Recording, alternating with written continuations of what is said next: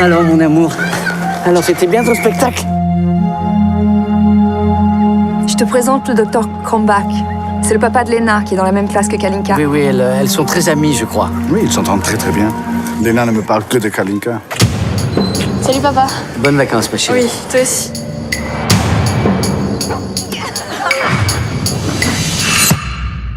Mais qu'est-ce qui s'est passé?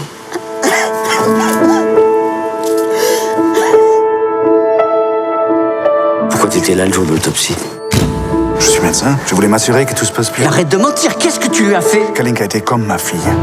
Jamais j'aurais pu lui faire le moindre mal. Je te crois pas. Un jour, je saurai ce que tu as fait à ma fille. Je vais demander la réouverture de l'enquête. Même si vous avez raison sur le fond, votre plainte n'a aucune chance d'aboutir. Je vous en prie. Aidez-moi à ce que le meurtre de ma fille ne tombe pas dans l'oubli. Diese Akt ist dafür zu dünn. Mais monsieur, c'est vous qui êtes léger, en faisant mal votre travail. C'est une honte. Mais il faut les attaquer. Qui ça? Mais tous. Décidément, vous êtes insensé. On ne se fait pas justice soi-même, monsieur Bamberski. Tu t'imagines des choses, tu es devenu fou. Lâche-moi avec cette hystérie, avec cette folie. Jamais. Il est temps que tu penses à toi, Kalinka. Elle ne t'en voudra pas.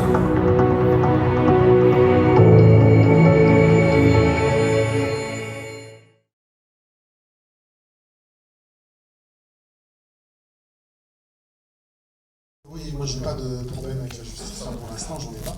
Mais quand j'ai fait un film sur Alain Marico, c'est le personnage d'Alain Marico qui m'a intéressé. Qu'est-ce que c'est que le prix dans une erreur judiciaire? C'est ça qui m'intéressait. Quand je fais l'enquête, c'est le personnage de Denis Robert qui enquête sur les gens, avec les partisans, et là c'est le personnage d'André Bamberski. Je n'avais pas envie de m'attaquer au magistrat. J'ai pas d'ailleurs dans l'enquête un magistrat très positivement traité dans le film. C'est le personnage d'André Bamberski qui m'a fasciné. J'ai lu ce livre et j'ai eu un peu le même choc que quand j'ai lu le livre d'Alain Marico. C'est vrai que là, entre ces deux films-là, il y a un parallèle. Il y avait un film, il y avait une situation, il y avait un personnage. Alors là, c'est le trait commun entre les deux films, je pense. On peut même, ce trait commun, on peut même le pousser aux trois films, parce qu'ils ont un point commun, tous ces personnages, je trouve, c'est une certaine abnégation. Ils sont jusqu'au boutiste, tous les trois, que ce soit Denis Robert, Alain Marico ou le personnage qu'on vient de suivre maintenant. Oui. Et je pense qu'André Bamberski, dans le genre tête de mule, je pense que là, je ne pourrais pas faire mieux après. Mais bien sûr, il y a un trait commun, il y a quelque chose de commun à ces trois films par rapport à ces personnages qui sont dans des combats un peu... qui vont jusqu'au bout, qui montrent une force incroyable de résistance ou voilà, ça me fascine. Moi, pour ce film-là, j'ai beaucoup d'admiration pour le bonhomme André Bamberski qui est peut-être encore plus tête de mule que dans le film, dans la réalité. Mais j'adore, il est fascinant. André Bamberski, on va en reparler forcément, peut-être avec vous. Et première question dans la salle. Bonsoir.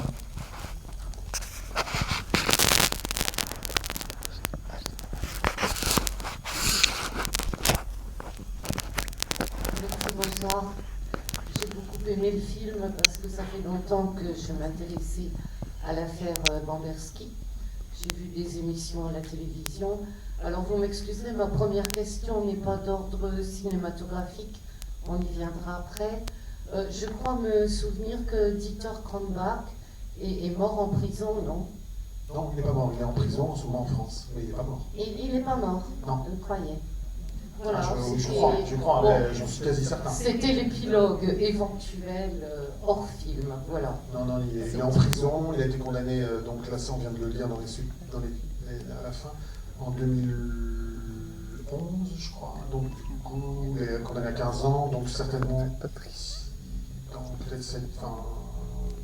Non, il y a encore, parce que si on a une bonne conduite, en général c'est réduit de moitié, mais pour l'instant il y est toujours.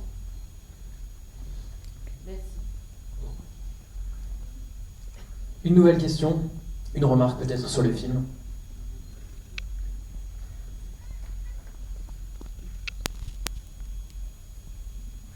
Bonsoir. Je voulais savoir si vous avez rencontré un personnage personnage principal de l'histoire, justement, ou pas?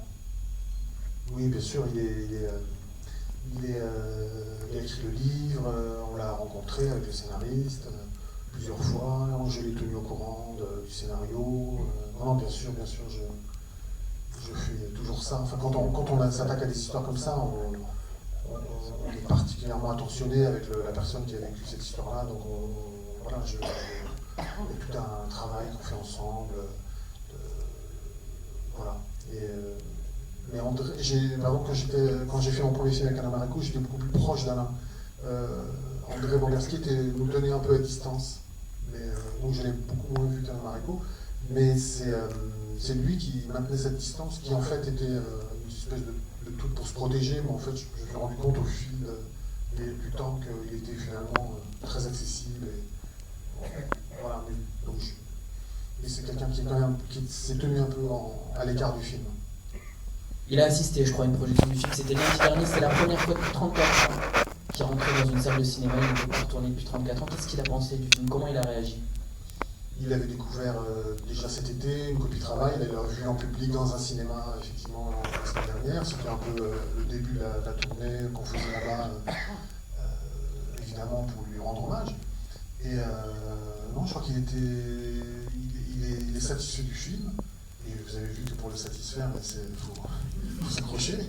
Mais non, il est satisfait du film. Et voilà, lui, s'il était là, il vous dirait que bon, il y a des choses qui ne sont pas tout à fait fidèles à la réalité. Évidemment, c'est une adaptation. Mais je pense qu'il aime beaucoup Daniel Auteuil. Voilà, il s'est beaucoup reconnu dans le jeu de Daniel Auteuil et dans sa pudeur. Voilà. Il craignait que le film soit plus mélodramatique. Il a apprécié la pudeur du film. Oui, bonsoir. Personnellement, je n'ai pas de questions à poser parce que je trouve que la façon dont vous avez filmé et représenté tous ces personnages, c'est très émouvant. Je suis encore un petit peu sous l'émotion, vous voyez. Donc, moi, c'est vraiment des félicitations que je vous ai vous adresser à titre personnel. Je suppose que s'il y a plein de gens qui sont restés, c'est qu'ils ont vraiment aussi beaucoup aimé. On voudrait les remercier. Comment? On voudrait les remercier. On voudrait vous remercier d'être là. Non, mais... On s'en est parlé avant d'arriver avec Vincent, on s'est dit, les gens restent, parce que c'est pas toujours comme ça. Ah oui, non, mais... je trouve que le débat a bien été lancé avec les questions de... Moi, je suis encore trop émue, c'est fou. D'habitude, j'arrive à parler facilement et là, je suis complètement sonnée. Il n'y a pas eu un temps mort. J'ai personnellement eu beaucoup à faire à la justice. Vous dites que vous ne prenez pas parti, mais j'aime votre vision des choses. C'est-à-dire que même quand il y a condamnation, vous voyez les 30 ans qu'il a dû mettre, et ben voilà. C'est peut-être pour ça que je suis très émue. Parce que j'ai dû beaucoup me battre pour des affaires personnelles qui ont été très longues et où il n'y a pas eu de justice du tout. Alors s'il faut mettre 30 ans, c'est toute une vie, et quelque part on passe à côté de la sienne. La seule chose que je voudrais savoir, c'est quand vous avez imaginé ce film, est-ce que pour vous c'était Daniel Auteuil qui devait représenter ce personnage? Est-ce que Marie-Josée Croze, excusez-moi, mais je ne vous avais pas encore beaucoup vu dans des films, je les ai peut-être ratés. C'est possible. Donc, excusez-moi, vous avez tourné dans quoi, que je sache si c'est le pourquoi, je ne connais pas. Je ne saurais pas vous dire quelque chose. Elle avait tourné dans Je l'aimais avec Daniel Auteuil déjà. Je ne sais pas si vous avez juste ça comme ça, pour reprendre le... Hein? Oui. Je le dis à personne. Ah oui, c'est... Vas-y. Je veux revoir. Oui, mais qu'est-ce que vous voulez là, par exemple, dans ce film, on vous a changé de couleur de cheveux, c'est difficile. C'est le métier de l'acteur, de se changer de couleur de cheveux en général. Minimum, c'est l'essentiel des métiers. C'est la base. C'est les couleurs, en fait, tout est dans les couleurs. Voilà. Non, mais j'ai pensé à Daniel, et puis voilà, Marie-Jo aussi. Enfin, j'ai pensé à Daniel à l'écriture. Et après, tous les autres rôles, ça s'est fait après. On pose une fois que les personnages existent dans le scénario, Après, on fait comme dans tous les films, on se dit, bon, alors on cherche les acteurs qui vont pouvoir coller au rôle, en fait. Voilà. Mais c'est vrai que ce qui m'a beaucoup surpris au début du film, c'est que Daniel Auteuil s'est permis d'imaginer tout de suite que c'était le docteur qui avait tué sa fille. Et j'ai trouvé que c'était très risqué quand même. Donc s'il a combattu jusqu'au bout, c'est que vraiment il était sûr. Et bravo. En tout cas, merci pour l'intensité de ce film. Et merci beaucoup. Merci à vous. Une autre question, une remarque? Bonsoir, je suis ici. Je voulais savoir, vous aviez eu apparemment le point de vue donc, de ce monsieur qui a vécu cette histoire. Par contre, sa femme, est-ce que vous avez eu l'occasion de la rencontrer, d'avoir son avis, son point de vue? Et est-ce que du coup, vous, Marie-Josée Croze, vous avez pu lui parler et savoir ce qu'elle ressentait par rapport à tout ça, comment elle avait vécu les choses? Et est-ce que vous avez pu vous fier à ça pour interpréter votre rôle ou est-ce qu'elle n'a pas voulu du tout donner d'avis? Non, elle a voulu me rencontrer. Le problème, c'était que moi, j'étais sur un autre tournage et j'ai rencontré Vincent par FaceTime.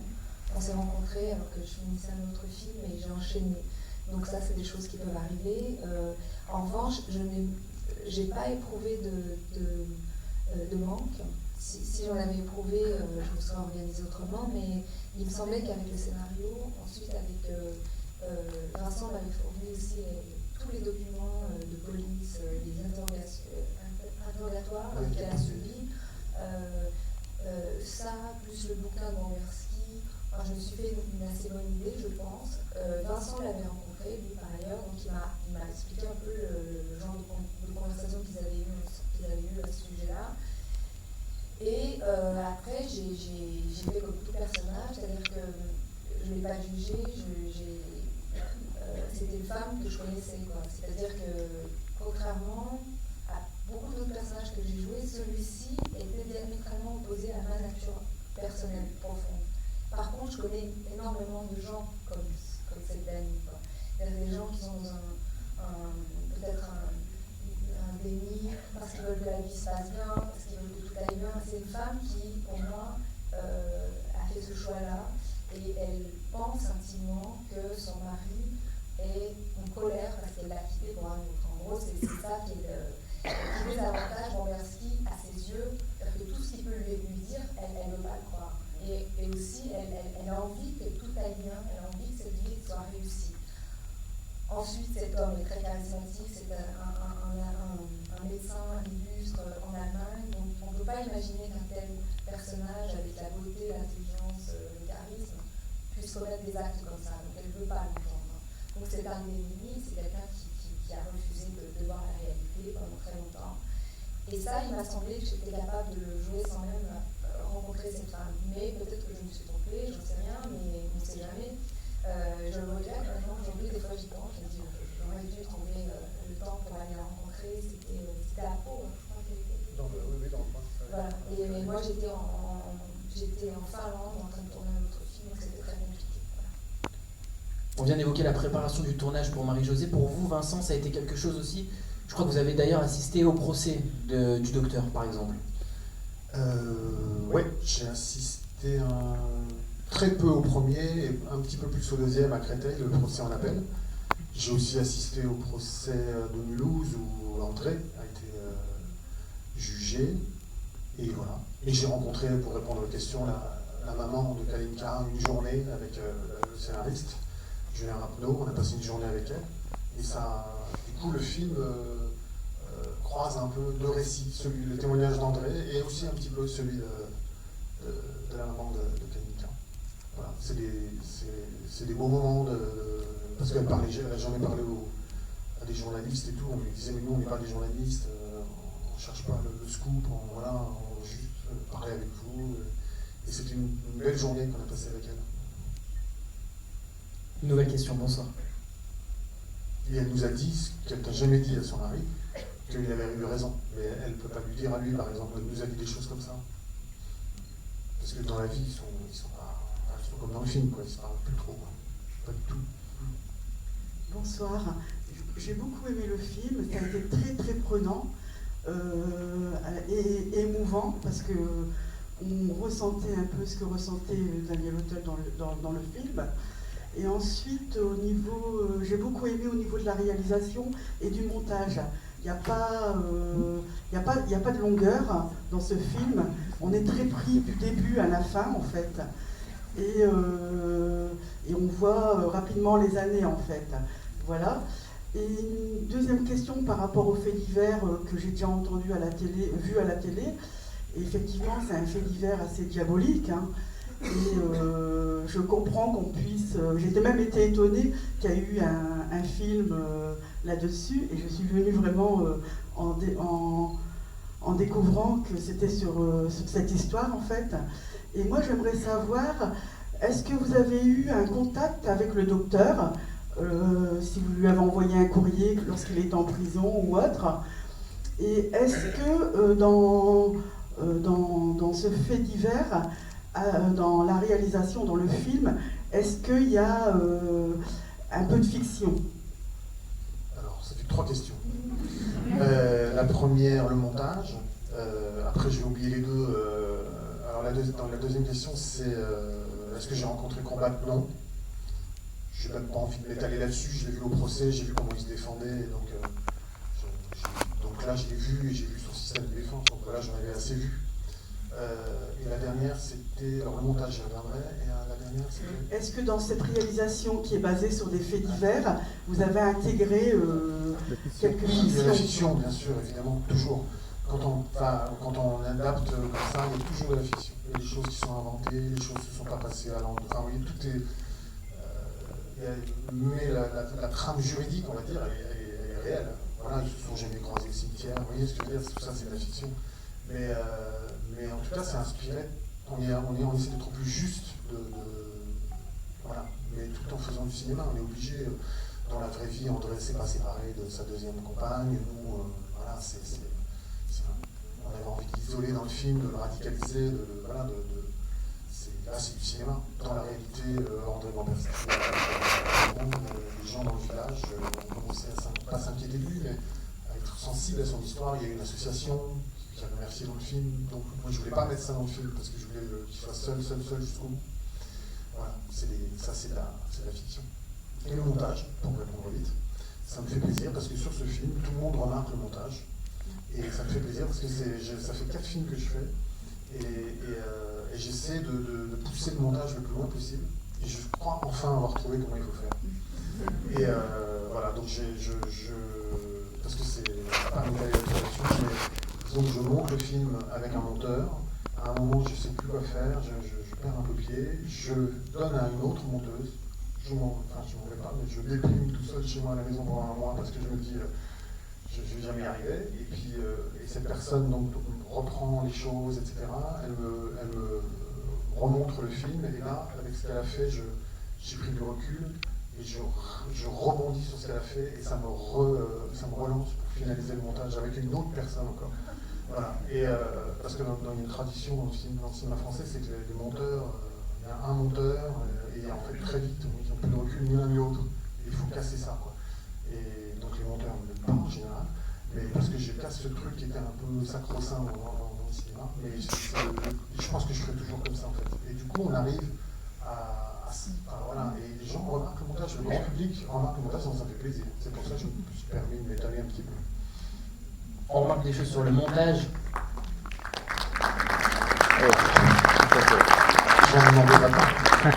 C'est aussi le cas pour l'image, parce que vous travaillez avec le même directeur de la photographie depuis 3 films. Et c'est particulier, il y a des choses que vous n'utilisez pas, la Steadicam par exemple. Vous cherchez à faire quelque chose, je crois, de très naturel, de très vrai. Oui, parce que le Steadicam, c'est joli, mais ça fait trop cinéma, quoi. Et moi, j'essaie de faire oublier que c'est un film, que c'est des acteurs, que voilà, j'essaie. Je sais pas si j'arrive, mais le Steadicam, pour moi, c'est très... maintenant, on a vu ça 10 000 fois, c'est trop propre, quoi. Moi, je préfère les brawls, c'est plus vivant, Il y en a un plan au Steadicam, quand même. La descente d'escalier, là, on ne peut pas descendre quand il descend et qu'il engueule le juge, là, à la toute fin. On ne peut pas descendre dans l'escalier sans Steadicam, ça, c'est pas possible. Donc là, c'est la seule fois que j'ai utilisé un Steadicam dans mes films, en tout cas. Une nouvelle question. Une remarque?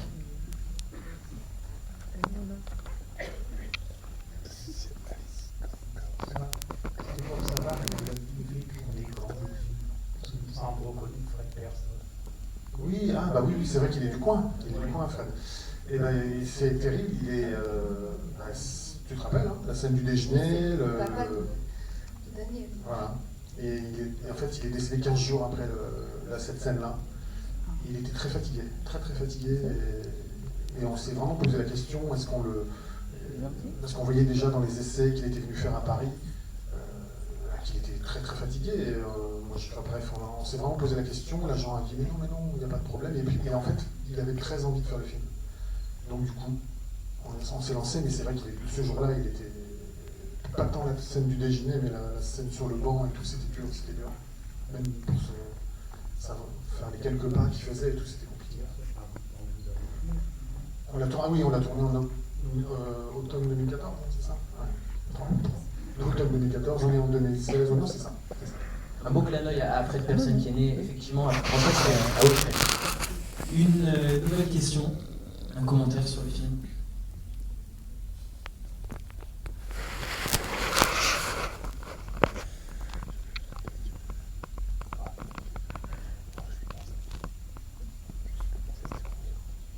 Merci. Je trouve que les deux personnages, c'est-à-dire le père et la mère de Kalinka, le fait qu'il y ait une réaction totalement différente au meurtre de leur fille, le mari qui est dans le combat complet pour soulever ce problème, et la femme qui est dans un délit complet, c'est une dualité qui est intéressante dans le film, et surtout ça vous permet d'avoir la scène, moi je pense que l'autre scène dans le film, c'est le moment à la fin où elle apprend son aveuglement complet. Et je trouve que vous l'avez très bien joué. Merci. Et sinon, pour ceux qui veulent voir un autre film, vous êtes très bien aussi. Je conseille Les Invasions barbares. Vous êtes génial. Bon, les cheveux sont pas pareils. Vous avez les cheveux plus courts. Il y a un petit accent en plus. Les cheveux. Le personnage est drogué aussi. Mais cette fois-ci, c'est pas assumation. Voilà. Peut-être qu'il y a des gens qui ont pu voir dans d'autres films, parce que c'est vrai que j'ai eu la chance d'interpréter des rôles à chaque fois très différents. Juste au niveau des cheveux, je fais des blagues quand je parle de ça, mais en effet, j'ai joué des infirmières comme des drogués, comme des espionnes hongroises, enfin, j'ai un physique qui permet de se transformer. Donc, pour le film, et j'en reviens à la scène dont vous parlez, moi aussi j'aime beaucoup cette scène, c'est une scène qui n'était pas là au moment où j'ai accepté le rôle, et Vincent l'a écrite en cours de route, en cours de préparation, alors que j'ai dit oui, qu'on allait faire ce film ensemble. C'est une scène qu'il a rajoutée, que je trouve très belle et très importante, parce que c'est vrai que c'est là où le personnage prend conscience avec des preuves. Et là on comprend que c'est une femme peut-être qui a besoin de voir sous ses yeux des choses légales. Autrement, elle ne veut pas le croire. Et moi, je dis souvent, je fais souvent le parallèle avec ce qui se passe en ce moment dans nos vies, dans notre société. C'est-à-dire qu'on est souvent appelé à se mobiliser d'un côté ou de l'autre, et c'est difficile. Pour beaucoup de gens, on refuse de voir des choses horribles qui sont là sous nos yeux. Et on dit non, ça ne peut pas être ça, ça ne peut pas être ça, c'est certainement pas ça. Donc, elle, pour moi, c'est exactement le symbole de... Et heureusement qu'il y a dans le film cette scène où là, on comprend que c'est dès qu'elle a sous les yeux une preuve, tout s'écroule. Et donc là, quand elle rencontre son mari après dans le cimetière, son ex-mari, elle a ce silence et ce regard de repartie. Donc voilà, c'est pas par inconscience ou par méchanceté ou parce qu'elle n'aimait pas sa fille. Voilà, c'est parce qu'elle ne voulait pas admettre cette réalité qui était trop horrible.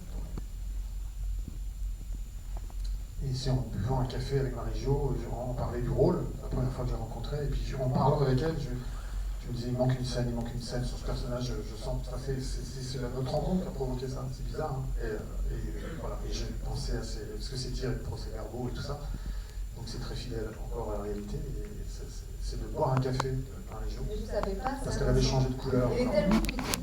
Mais si je te l'ai dit. Non, tu m'avais jamais dit. Mais si je t'en ai parlé pendant le café, il manque une scène, il faut que je parce qu'il qu'il manquait, voilà, sinon elle aurait été toujours dans le déni pendant tout le film.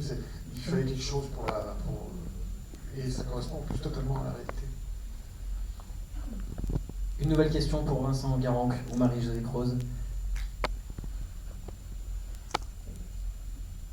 Alors un mot sur Je l'aimais, on en a parlé tout à l'heure.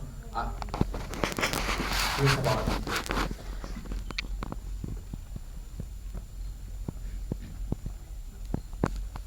Bonsoir. Bonsoir. Bonsoir. J'aurais simplement aimé savoir quel était le système de défense de Dieter Krambach, puisque vous l'avez évoqué tout à l'heure en indiquant que vous aviez assisté, je crois, à l'un des 2 procès, et j'aurais aimé savoir quel était plus précisément son système de défense, s'il était similaire notamment au procès que vous avez relayé. C'est un peu loin, mais grosso modo, c'était un peu aussi absurde que dans le film. Dans le film, c'est absurde. Il est là, quand il va donner l'Auteuil, il dit oui, elle a payé c'est lui qui a payé cette fille, puis après il reconnaît les faits.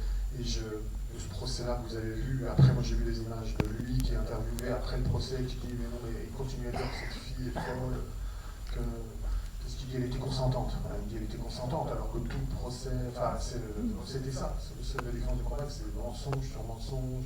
Quand on lui tendait une perche pour s'en sortir, que ce soit surtout aussi ses propres avocats, pour s'en sortir honorablement, dites-nous ce qui s'est passé cette nuit-là. Il était tout le temps en train de mentir. Cette attitude était une attitude un peu arrogante, comme ça. C'est comme dit André Malevski, c'est un malade, ce type, c'est un malade, quoi. Donc il avait une défense de malade, qui déconcertait en premier ses propres avocats. Je n'ai pas de détails, mais c'était... Non, c'est un grand manipulateur, donc c'est pour ça aussi que le personnage de Dany, elle est complètement... elle est plus jeune que lui, elle est complètement éblouie par cet homme. C'est le grand manipulateur, cet homme. D'ailleurs, moi j'ai pensé qu'il était en hôpital psychiatrique, hein, parce que j'ai demandé tout à l'heure à Vincent, j'ai dit il n'est pas en HP. Il m'a dit non, il est en tôle. Je trouve ça dingue, parce que c'est vrai que il est, pour moi je ne suis pas psy, hein, mais j'ai l'impression que c'est un cas de... Ouais, c'est un cas. Ouais.